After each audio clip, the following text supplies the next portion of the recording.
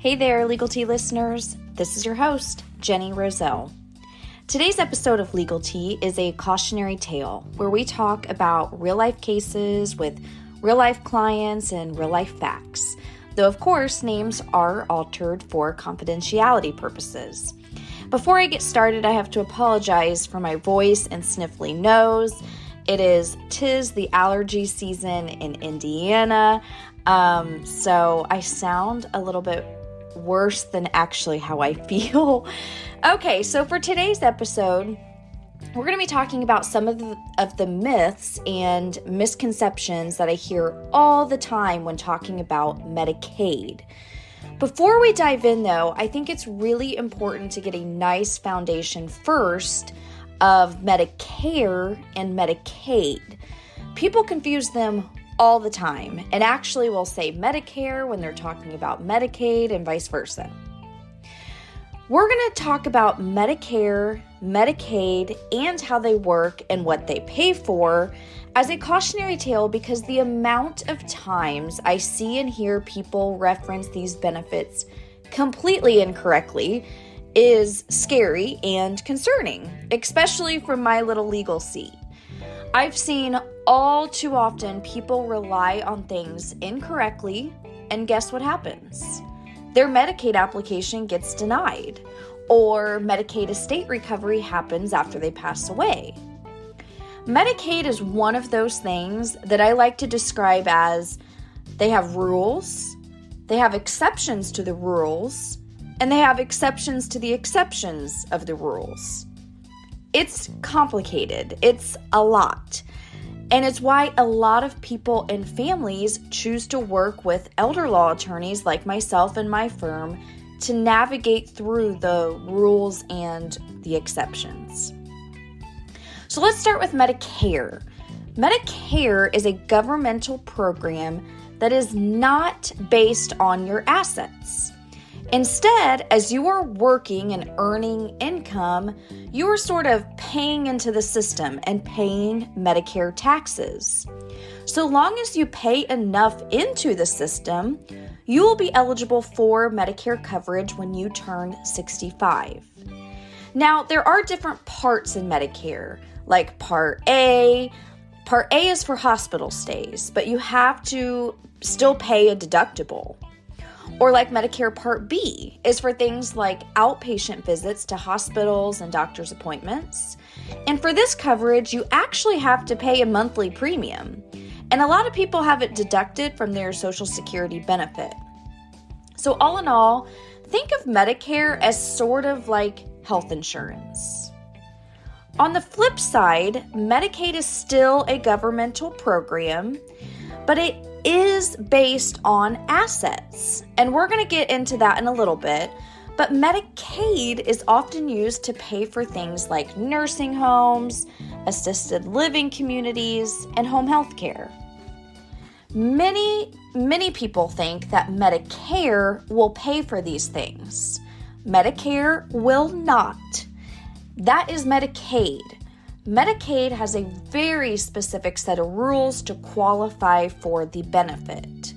They have rules for assets, they have rules for income, they have rules for single individuals, they have rules for married couples, rules. Another thing to know about Medicaid is that it is a federal program. Yes, but each state interprets the federal program rules differently. So do know that if you are an out-of-state listener to Legal Tea, and we're based in Indiana, things I say may or may not apply in your state. As always, it is best to consult with an elder law attorney in your state. Though, you're welcome to keep on listening to maybe gain a better understanding of the rules. It's just today's episode will be about how my good old state, Indiana, works and operates. Because I like to keep these Legal Tea episodes around 15 minutes or so, we're going to be going over 3 myths today.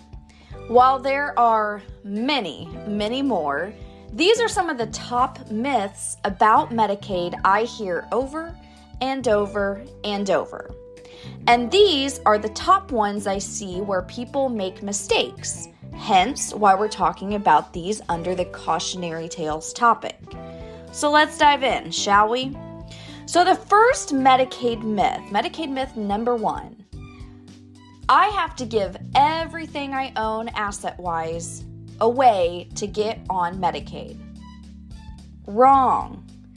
For starters, one thing that surprises a lot of people is that Medicaid has one set of rules for single individuals and a completely different set of rules for married couples. And where many misconceptions happen is confusing these two sets of rules. And beyond the different set of rules, each state, like I said, operates a little differently. So when I hear clients say, well, my mom's best friend's husband who lives in Texas did XYZ for Medicaid. Well, first, sounds like your mom's best friend is married, hence the married couple rules, and sounds like your mom's best friend lives in Texas, hence a different state's rules. To get to the topic here, giving away assets. It's 99.99999% of the time a bad idea. Here is why. First, if Medicaid uncovers the gifts, they will penalize you for doing so. Sometimes the penalty ends up being longer in time than had the person just done an appropriate estate plan to protect assets against Medicaid and long-term care. Through that penalty, you have to private pay. So what if the person you gifted your assets to spends it, or gets sued and gets wiped out, or goes through a divorce and it gets thrown into the divorce proceeding? Then, how the heck are you going to pay the nursing home bill? Second, as in another reason gifting is usually a bad idea, is for taxes. Not only are you going to have to file a gift tax return, you're at least supposed to, but you very well may have screwed things up capital gains wise. So let's talk through this in an example with, say, a house. So say we have Mary. Mary thinks it's a good idea to transfer her house to her children so the nursing home can't get it. Mary bought the house many moons ago for $50,000. That is what we call Mary's tax basis. So Mary transfers the house to her kids, and the value at that time is $100,000. Later, Mary passes away, and the kids think, okay, it's time to sell this house. The house is now worth $125,000. Had mom not transferred it, the kids would have gotten what is called a step-up in basis, meaning they would not have to pay capital gains taxes. Though, because mom transferred the house, the kids will not get a step-up in basis and will have to pay capital gains taxes.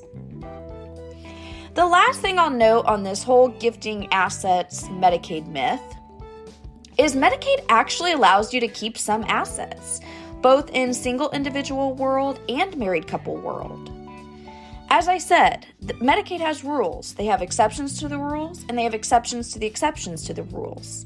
So as always, if planning for long-term care costs and Medicaid is something you want to talk about, an elder law attorney is a great resource. And by the way, an elder law attorney and estate planning attorney are very different things. So this topic is actually under the elder law side of our practice. Many estate planning attorneys actually choose not to dabble in elder law. So just a heads up. On to Medicaid myth number 2. If I put my property into my spouse's name, I will be eligible for Medicaid. Wrong! Ironically, as I was writing this episode, I'm not even kidding about this, I received an email from a financial advisor that said, "Hey Jenny, I have a husband-wife client that the wife needs to go into an assisted living facility. 2 years ago, the husband added the wife to a brokerage account. As they prepare for her potential Medicaid in the future, They removed her name from that brokerage account. What kind of impact will that have on them if and when Medicaid gets involved later? None. The answer is none at all. Why, you ask? Well, because Medicaid operates under the lovely idea of what's mine is yours, honey, and yours is mine. For a married couple, Medicaid does not care which name is on which asset. Initially, they count it all. So like in my reply to the financial advisor, I said, there is no impact. Medicaid is going to see and try to count it all. The thing to know on this topic is that Medicaid does allow for the non-Medicaid spouse to retain some assets. They expressly allow the healthy spouse to keep some assets, as there are rules that say, hey, we cannot destitute the healthy spouse just because the other one needs some, long-term care assistance. Along these same lines, if your kiddo is on an asset as a joint owner, which I see people try to do this all the time too, Medicaid still counts it, people. So just because you throw your kids' name on an asset, that doesn't do any good at all in planning for Medicaid. Like I said, I see people try to do it all the time. The only way that may work, and I'm going to emphasize may work, is if it can be proven that the majority or all of the funds in the asset were contributed by the child, not the Medicaid applicant. So if you're commingling, that's probably not going to work. Or if the Medicaid applicant is contributing all of it, it's definitely not going to work. Medicaid looks for, honestly, any reason to kick up a fuss. So, yeah, good luck with that argument. On to Medicaid myth number 3. I have to wait 5 years after giving assets away to qualify for Medicaid. Wrong, again. Okay, the infamous Medicaid look back.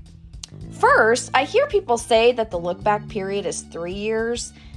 I've been doing this for over 10 years now, and it's never been 3 years in Indiana during my time. Some states may have 3 years still. I know some states even are at 7. So Indiana, I can speak to Indiana. Indiana has a 5-year look back as part of a Medicaid application. So what that means is Medicaid can look back 5 years for any gifts and transfers made by the Medicaid applicant. So there are 2 ways to deal with this.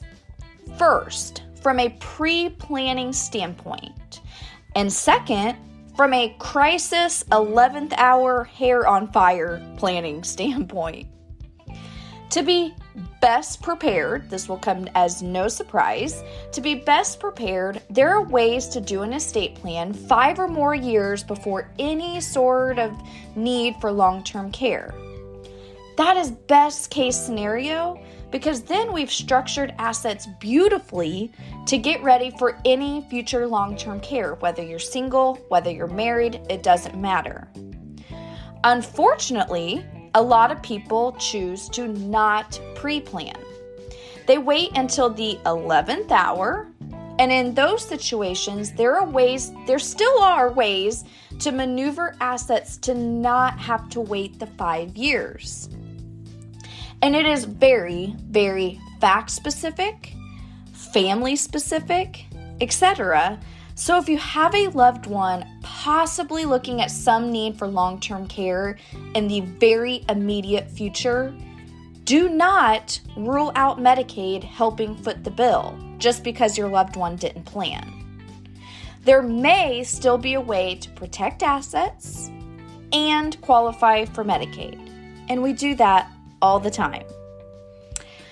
Alrighty, let's wrap up this episode. Next week, we are back to the current events, current trends episode, and that topic is something I've seen or run across that I think would be interesting on here to talk about. During that episode, we're going to be talking about cryptocurrency and specifically inheriting it. Cryptocurrency is such a hot topic, right? So let's talk about it. Actually, I had a listener specifically request this topic. So we'll be diving into it next time, Legal Tea listeners. Until then, be well and talk soon.